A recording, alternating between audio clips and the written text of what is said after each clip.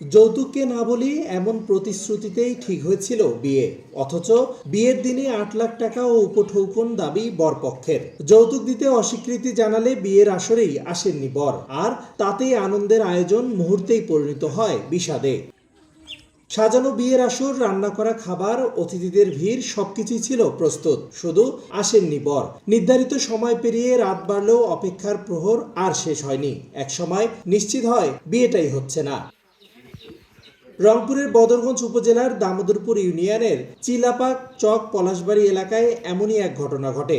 কনের পরিবারের অভিযোগ, শুরুতে কোনো যৌতুক না নেয়ার কথা বলে আশ্বস্ত করছিলেন পাত্রপক্ষ, অথচ বিয়ের দিন শেষ মুহূর্তে ৮ লাখ টাকা ও বিভিন্ন উপঢৌকন দাবি করা হয়। সেই দাবি পূরণ না করায় বিয়েতে আসেননি বর। এ ঘটনায় বিচার চেয়ে তারাগঞ্জ উপজেলা প্রশাসন ও পুলিশের কাছে লিখিত অভিযোগ দিয়েছেন কনের পরিবার। খালানানা চলতেছে, সন্ধ্যার আগে আগে ওরা ফোন করে বলতেছে আমরা বিয়ে করতে যাব না। ৫ লাখ টাকা যৌতুক আর ৩ লাখ টাকা আপনাকে দিতে হবে ঘর সাজানো, মোটে ৮ লাখ টাকা। যদি দিতে পারেন তাহলে ছেলে আসি নিয়ে যান, আর দিতে না পারলে আপনারা চুপচাপে বসে থাকেন, আপনাদের আত্মীয় করবো না। আমি এখন এর সুষ্ঠু বিচার চাই। আমার মেয়ে যে সে তো প্রথম তার বিয়ে, আমার তার তো আর আগে বিয়ে হয় নাই, যে তারা বিয়ে এই কারণে হইল না।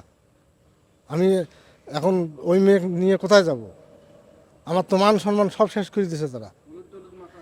হলুদও মাখা হয়েছে তাদের, মানে নামান দিল, হলুদ মাখালো, এখন বলতেছে উল্টো কথা, বিয়ে করবে না। এদিকে বরের বাবা ক্যামেরার সামনে কথা বলতে রাজি না হলেও তাদের পক্ষ থেকে যৌতুক দাবি করা হয়নি বলে জানান তিনি। অভিযোগটি গুরুত্বের সঙ্গে খতিয়ে দেখা হবে বলে জানিয়েছে উপজেলা প্রশাসন। আমরা চেষ্টা করেছি, আমরা চেয়ারম্যান সাহেবের কাছে পাঠিয়ে দিয়েছি। আশা করছি যে এটার একটি সুষ্ঠু সমাধান হবে। যেহেতু এটি একটি সামাজিক বিষয়, আমরা সামাজিকভাবে এটি প্রতিহত করব। যৌতুকের বিরুদ্ধে দেশে কঠোর আইন থাকলেও এর প্রয়োগ নেই বলে জানিয়েছে সংশ্লিষ্টরা। রিদওয়ান হিমেল, সময় সংবাদ, রংপুর।